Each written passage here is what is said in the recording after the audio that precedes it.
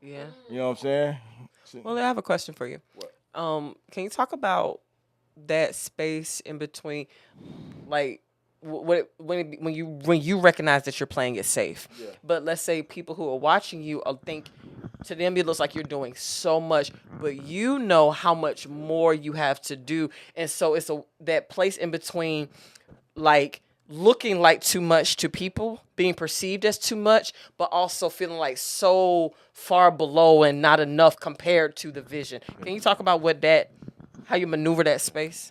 Pray. It's like half time. Like, I'm gonna be honest with you. One of my biggest prayers, Lord, please, Lord, if I am deceiving myself, please stop me. I'm giving you acts. I'm giving you full permission. Cause like I tell Keandre, like I couldn't quit if I wanted to. You know what I'm saying? Because like I try. At least once a Yeah. month, I try to quit. I like for real. You know what I'm saying? honest. That's honest. And That's it's honest. like, bro, like at this point, it's like you know how like God will like it bubbles over. But the thing is, like, that's a. How Within that, do you have to resist the urge to play small in front of people who have that perception of like, oh, this is so much, but then you know how humbled you are when you get against the vision, you and God. Yeah, What is that? What do you? How do those moments navigate it? It's step by step. It's like you grow into it. It's because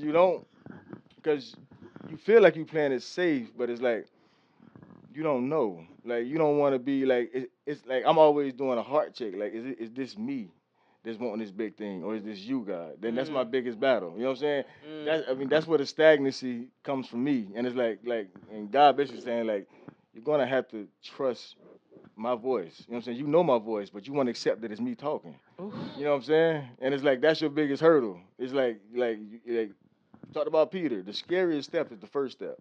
It's like how do you know how do you know you're hearing God unless you act? If you only stick in I'm praying mode, I'm waiting mode, like how do you ever know? You know what I'm saying? Trial and error. At the end of the day, you got to work that muscle called faith. And it's like, but at this point, that's my bit because like I done been wrong a whole lot, and true motives. I done did it for the wrong reasons. But but basically, God done, I done took you through this process. Now I need you to believe it is what you hearing. Like that's like you got to stop the doubt. So to that point, I'm gonna say something. I hope it comes out right, but God gives us a lot of examples in our lives and how we relate to one another. That's right. He'll give examples of His relationship with us.